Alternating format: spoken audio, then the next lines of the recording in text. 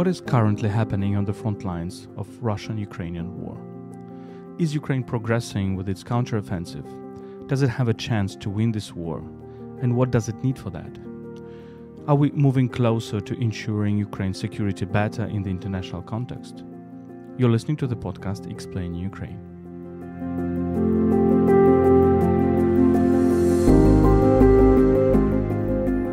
My name is Volodymyr Yermolenko. I'm a Ukrainian philosopher and chief editor of UkraineWorld.org. My guest is Fredrik Wesslau, a Swedish diplomat and analyst who has been working for many years in Ukraine. Wesslau is a distinguished policy fellow at the Stockholm Center for Eastern European Studies. He has previously worked for the UN, EU and OSCE in Kosovo, South Caucasus, Sudan, South Sudan. Until December 2022, he worked in Kyiv as deputy head of the EU advisory mission in Ukraine. Fredrik has also worked as director of the wider Europe program at the European Council on Foreign Relations.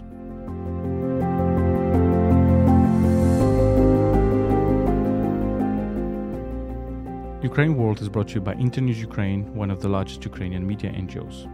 You can support our work at patreon.com/UkraineWorld. We provide exclusive content for our patrons.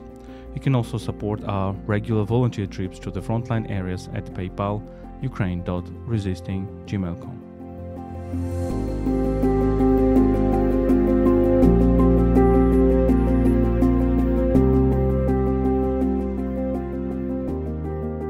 Fredrik Wesslau, welcome to this podcast. Thank you. Glad to be here. So let's talk a little bit about security and what is going on. First, when you look at the current situation on the front line, we are in late August 2023. What can you say to our listeners across the world? What is happening, in your opinion? Well, I mean, we are several weeks into the counteroffensive. I think there is progress. It's slow, but there is still quite substantial progress, especially in the south. I think in the past few days as well, we've seen Ukrainian armed forces breaking through and breaking through the first line, and now hammering away at the second line. And this is quite significant. I think there is a problem about unrealistic and very high expectations in a sense globally. I mean, the counteroffensive was long in the making. It got a lot of attention even before it started. So a lot of people, especially outside of Ukraine, expected it to be a sort of a 3-week affair and then the whole thing would be over. But this is not the nature of this war and of this counteroffensive. So this will drag on. But I think this progress we see in the south is very promising. And Russians have very well prepared, right? So they established at least 3 defensive lines. They have put minefields. They have put lots of trenches. So they're also learning. They took the time of certain, delays in supplies of the weapons, and they took the battle for Bakhmut also for preparing in the south. And we should be realistic that this will not be very quick. Right? No, exactly. And I mean, you mentioned the delays, and I think this is a big mistake that Ukraine's Western partners have made, that the provision of weapons, of ammunition has been, frankly, delayed, which has meant that the Russians had extensive time to dig in and create these lines of defense, as you say. So when we talk about security framework, security umbrella, you lived a lot in Ukraine, right? And you lived in Ukraine for 4 years? 4.5 years. Yeah. 4.5 years working for EU institutions, EU advisory mission, and you actually lived until the full-scale invasion, right? Is that correct? No, that's right.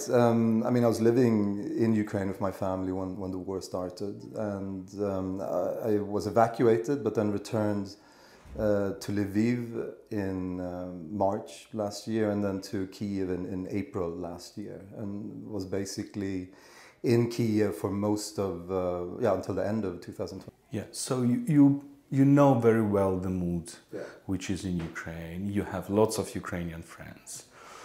And there is some kind of discrepancy if we look at the NATO summit in Vilnius. My impression is that many European American partners didn't understand why Ukrainians were so frustrated. Do you see this discrepancy in attitudes towards what is going on around security, around NATO?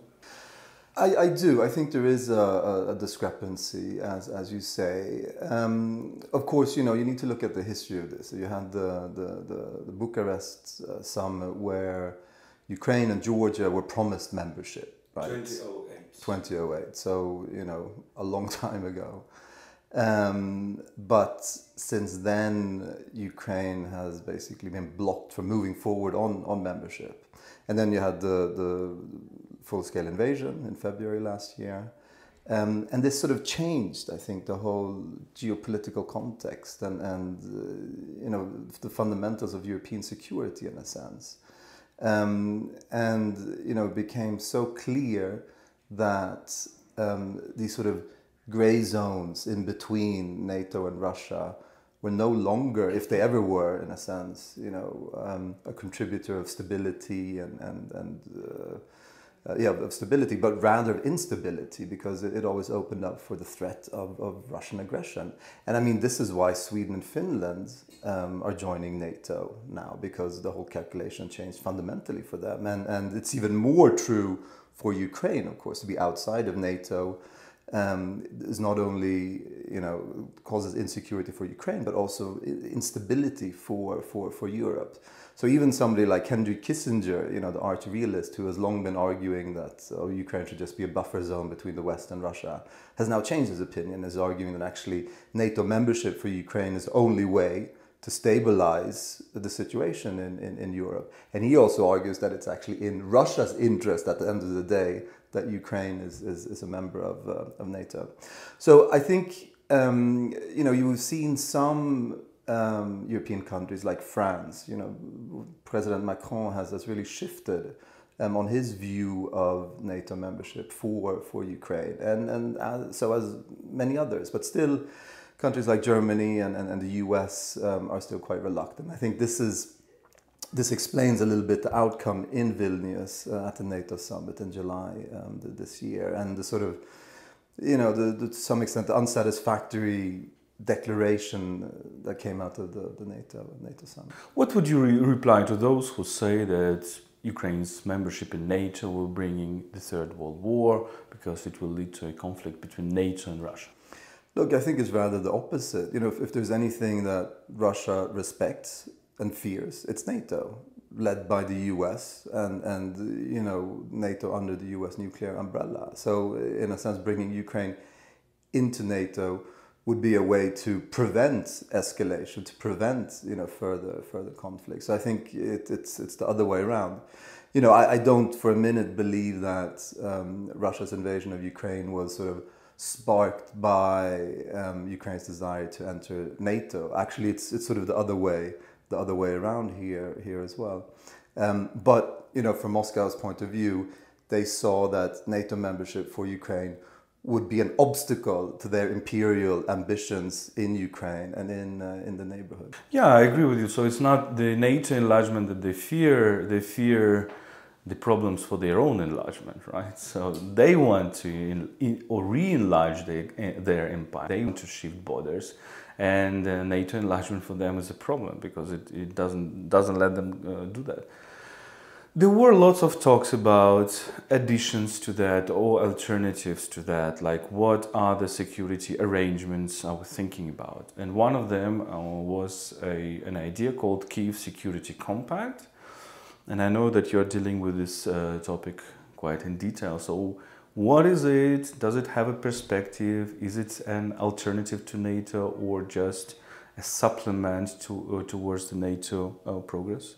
So yeah, indeed. I'm a senior advisor at Rasmussen Global, which is under Fogh Rasmussen's consultancy, and it's a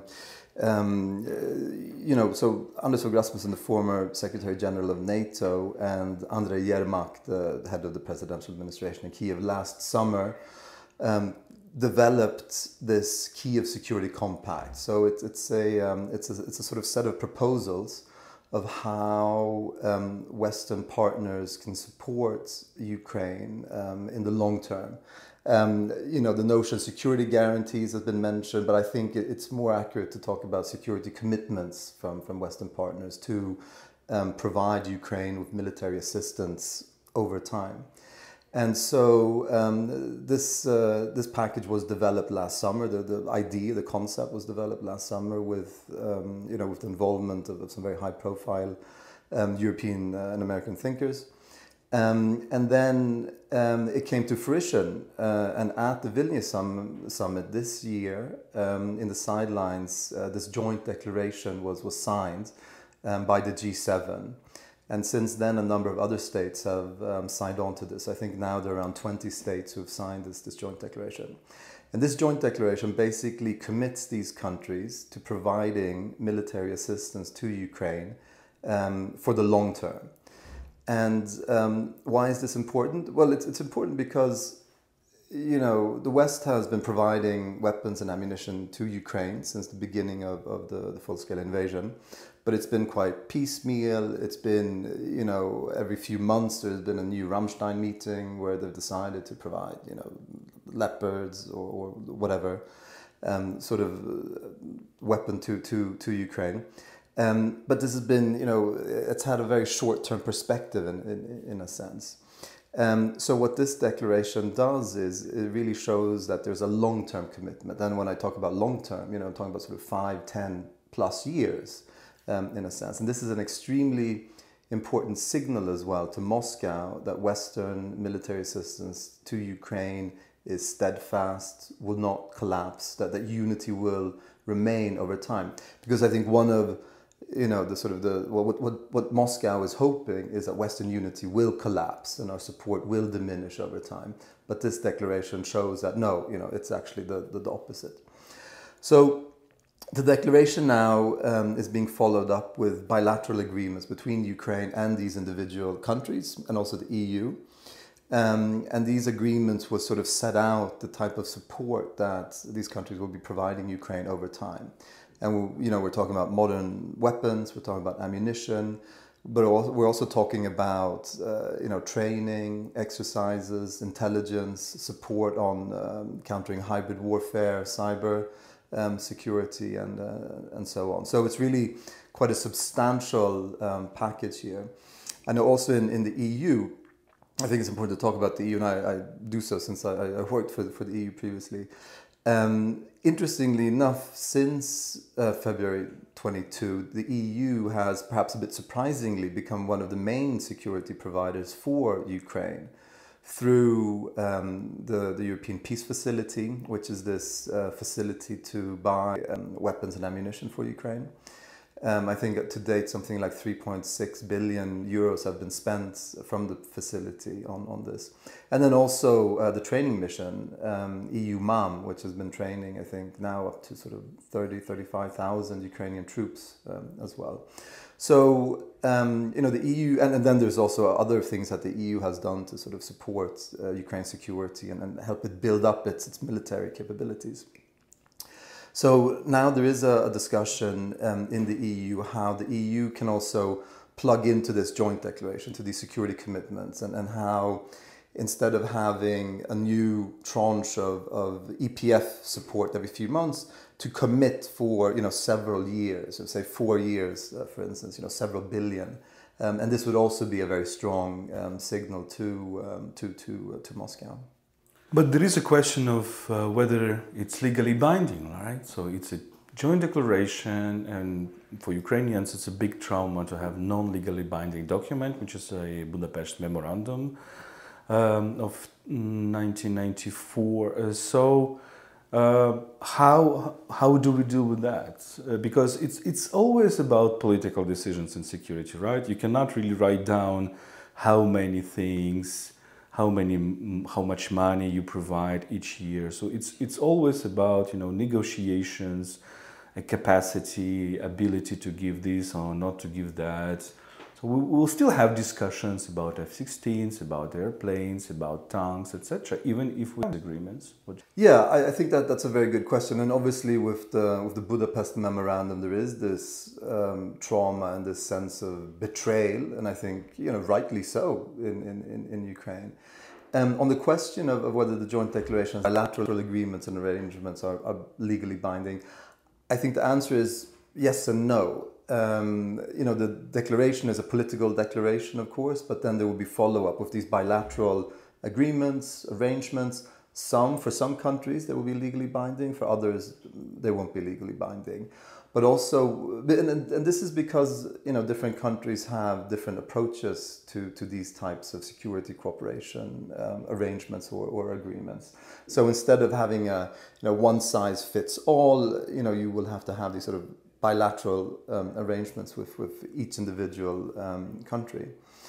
I think it's also important to somehow note that this declaration is not about sending Western troops to fight in Ukraine. I mean, that's not what this commitment is about. But it's really about ramping up the provision of weapons and ammunition over time, and also, as I mentioned, intelligence and training and exercises and so on. So at the end of the day, of course, these are political decisions, but this declaration and these bilateral arrangements will provide a very clear political direction. Let me put it that way. I think this is why it's important. And then there is another question which is raised by experts, by European experts, Ukrainian experts, American experts. One thing is to give what you have. Another thing is to understand that you need to produce, and that Russia is really went into a new type of economy, which is a militarized economy, which is starting producing ammunitions, weapons, rockets, missiles, drones, etc. Is there any understanding in NATO countries that basically there is a need to start the process to match this? Because as far as I know, we have very little ammunition. We have now I think 3 million ammunitions, these new ammunitions, the cluster ammunitions from the United States. But if we take the intensity of fire, I think Ukraine needs about 10,000 ammunitions per day. If you calculate, you understand that even 3 million is just for 1 year. What next? Yeah, no, I absolutely agree. Europe needs to massively ramp up production. I mean, you mentioned ammunition. I think Europe's production of 155 millimeter shells, sort of NATO standard shells, in 1 year, total production in 1 year, is what Ukraine uses in 1 month, right? So this is just a testament to the scale of the production that's actually needed for Ukraine to be able to defend itself. So this is also actually part of the joint declaration and the security commitments. Production, also joint production in Ukraine, outside of Ukraine. And I think it's important to note that, since we're talking about long-term support, we also need to be very imaginative. I mean, what threat will Russia pose in 5 years, in 10 years?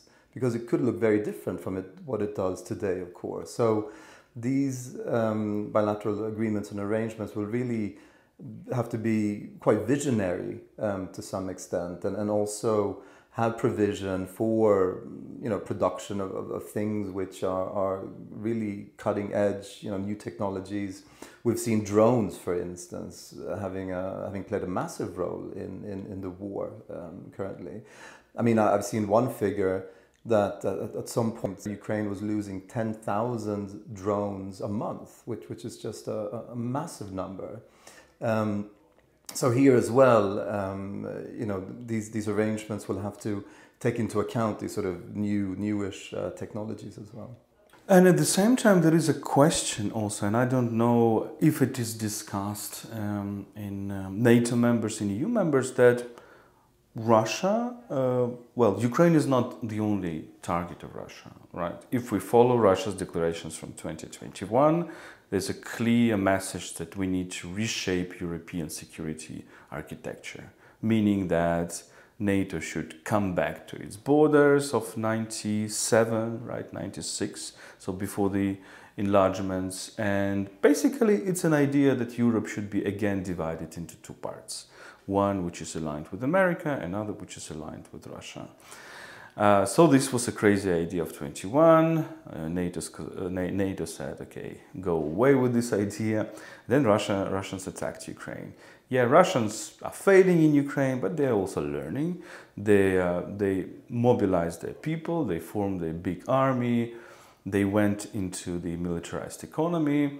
So at some point, they will have a capacity to attack NATO member states, EU member states. Is there any calculation about that? Is it any reflection about that? Well, I think at the end of the day, they don't dare attack NATO because of Article 5, because an attack on one NATO state is an attack on all, and it would lead to a massive response, and Russia would be the loser in such a scenario. And I think it's clear that NATO is built on the principle of deterrence.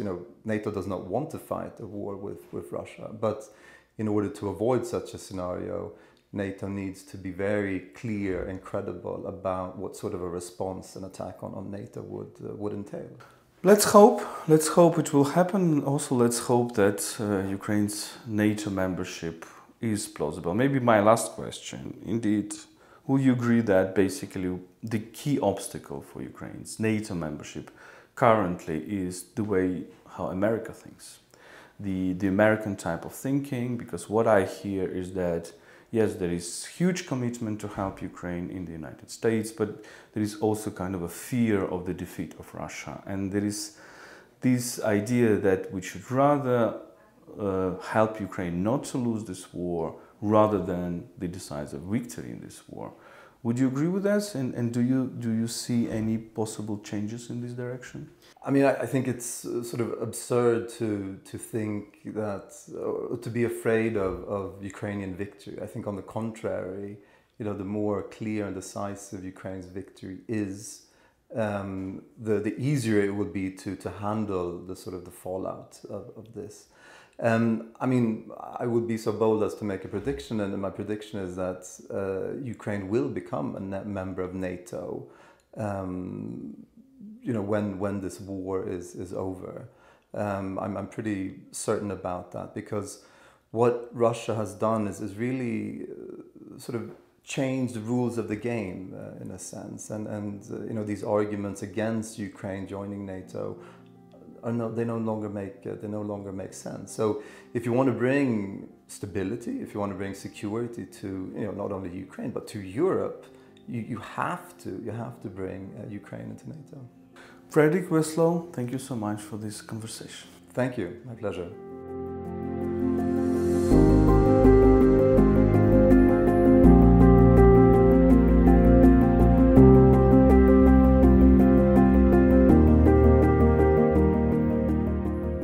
This was a podcast Explain Ukraine and its series Thinking in Dark Times. Explain Ukraine is a podcast by UkraineWorld, a website in English about Ukraine. You can support our work at patreon.com/UkraineWorld. We provide exclusive content for our patrons. You can also support our volunteer trips to the frontline areas at PayPal, ukraine.resisting@gmail.com. Stay with us and stand with Ukraine.